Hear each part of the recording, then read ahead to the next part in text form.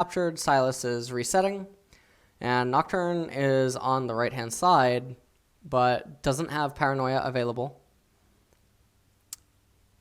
And now Rise is recalling.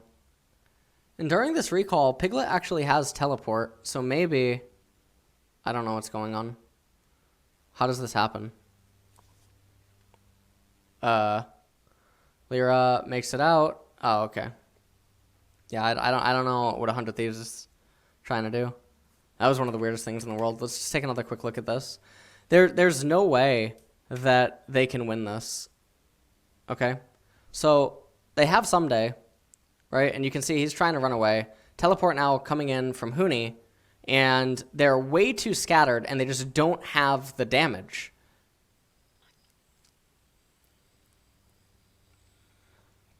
And we were potentially having a late invade, and it looks like they just did not commit to it, even though I think Rise could just position on the right. Oh. Okay. They're actually just going to give up the red, and they end up smiting it despite there being no contest, so that's a complete waste of smite from Anda. He transitions into the Wraith camp, and Nocturne headed immediately into blue. I think that going to the blue immediately is a poor choice. I think that you just go to Wolves, and after you end up getting the Wolves, everything can be fine. Now, Lyra, coming over here, has the smite available, has priority in top lane, so Anda should not have even been going to the Scuttle Crab. And now Nocturne is going to just be able to path Gromp Wolves and then path to the right-hand side of the map.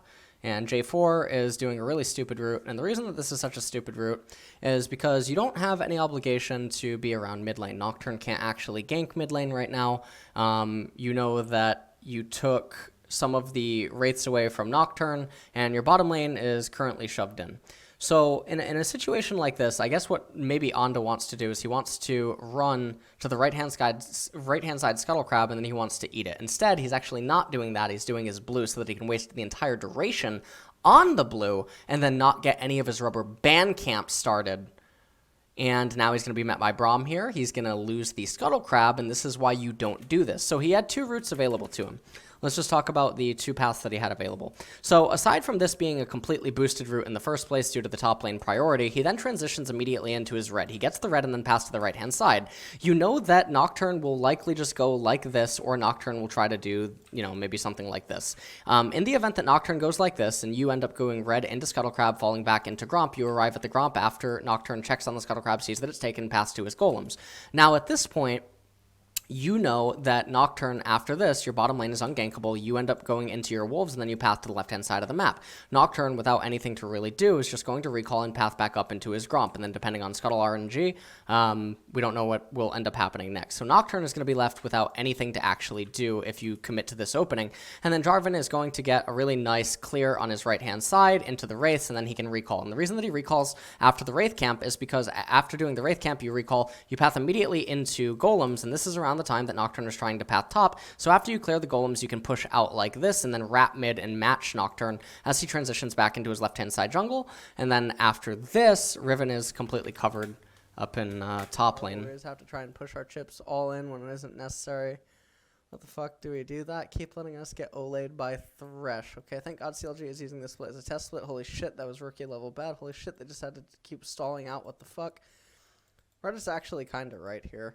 I mean, against Double Mountain, it's a little bit different. Like, some of the timings are definitely more thin. But I definitely do agree that CLG was rushing way too fast at the end there. Wasn't a need to do it the way that it was. Terrible pick, terrible build. Nice Bork by Ezreal. Sure gonna kill those fucking tank Archangels for a shield and damage. Fuck that. Oh my god. Terrible pick, absolute. Well, yeah, terrible pick given that it's NA. Thank God for power. We clear not the answer for this team to return to our split pushing ways, not like this. Alright, we might suck, but they suck too. Edit, ha ha ha. I don't know. I'm sure by putting Auto and Moon in, but I need some. And to think, I thought Zix made crazy calls, mind-boggling. I'm sorry, Moon and Auto cannot be main anymore. I'd trade fucking anyone to switch up this roster and upgrade the academy players. It don't matter. Any and all of them. Okay, Moon needs to fuck off, LOL. CLG needs to invest into good junglers, not fucking... Wiggly's actually really... Like, I don't think people realize that junglers can be heavily influenced by who your laners are. Put Tarzan on fucking Tarzan on put Tarzan on Rogue and watch what happens. Right?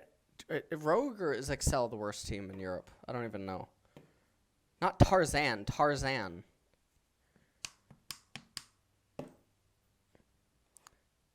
I mean, look at Rush too, right? You have like Double Lift make an objectively awful fucking statement about him, saying that Rush is not that good or something. Fuck off, man. He's like consistently able to get 800 plus LP in Korean Challenger, which means that his mechanics are just naturally fucking better than everyone else that you're playing with. And he's probably just not a very good fit in that team. But then also, Rush does have an issue that I will agree with on this remark, and that he can't adapt. He cannot adapt. But Rush is actually insane. Rush can be really fucking good. Maybe he's gotten worse though. You know what? I'll reserve the comment on saying that, like, maybe he has gotten worse. I do think that Bang's gotten worse. I have watched some of Bang's games, and Bang does actually look noticeably worse than when he was. But I don't know. Lissandra is one of the grossest things in the entire world. Bubble Trouble, Pantheon W, Zanya's Hourglass, Galio Ultimate coming in during the Lissandra Ultimate, and then still flashing away.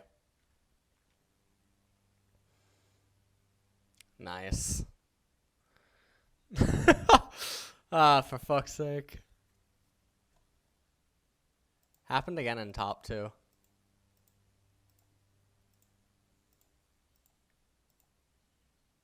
Oh, yeah, it's right here. Yeah, right here. Talia comes in with an ultimate. She flashes away. Pantheon gets the W onto it. Malice ulting onto Fate. Doesn't matter, though. Aftershock. Ultimate. Galliol. Zanya's Hourglass. I fucking love this. This is so cool. I can't watch anymore. This is my last VOD. Are you trolling? It's a fucking mountain drake.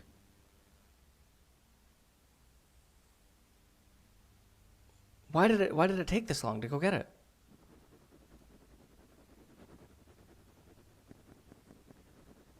Okay, Bwipo's gonna get it. Okay. Oh god. Oh Jesus. Okay. Zoe. Okay, we zone them off. Lucian go mid. Nope. Team go mid. Mid tier 2. Zone off elite. No. Okay. Not now. Okay. It's gonna be like this, huh? All right. All right. Because fuck going mid, drawing them mid, falling back through red side jungle, clearing vision, recalling, and getting items. All right. Excellent. Stupendous. I actually tried putting on a lot more white noise than normal, including brown noise, as usually that lulls me to sleep. I tried the double jerk off. That one didn't work. You know, usually there's like a timing window where you can fall asleep within like 2 minutes. you know what I'm talking about, Twitch chat? You know what I'm talking about. It's a really precise timing attack. It's like rise ulting into the Baron after you drew the enemy team away. There's like a very small window where you can burst it down. That didn't work. And then when you finish the second try and it didn't work, you're sort of, you know, like it's just not going to work at that point. Because you can't even go for the third attempt. You know? It's really, really bad. That there's no I'm waiting for the League MMO. I am really, really fucking waiting for the League MMO. Like, I've never been so excited for anything in my life since the League MMO. This is just the greatest potential thing ever. I'll be too addicted.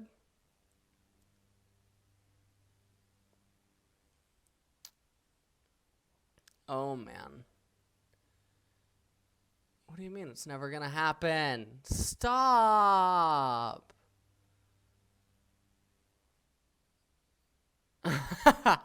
League MMO.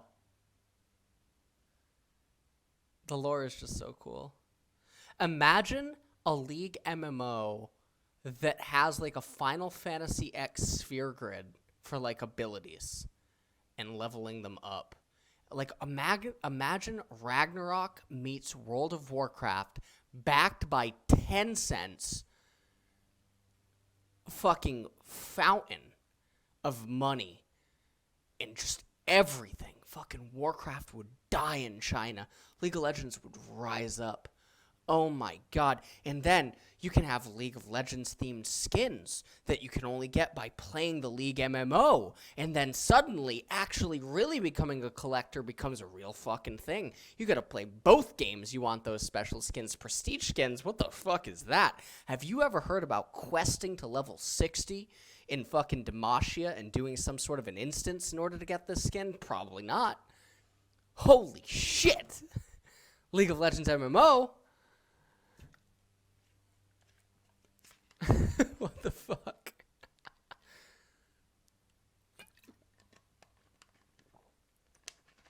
That would be so sick if you unlocked skins by playing the LoL MMO. Oh my god. How sick would that be? Or, you know how you can get like Hextech chests? Maybe you open a fucking Hextech chest, you get some item for your LoL MMO character. Mind blown. Pay to win. Ah, shit. Wait, what are you talking about, Adrian? Did they actually confirm that MMO is not happening? Now I'm really sad. Because World of Warcraft's in the dumps right now, right? Probably not more in the dumps than this game is, but it's pretty in the dumps. Wait, I look back and there's a fucking open inhibitor on Golden Guardian's side.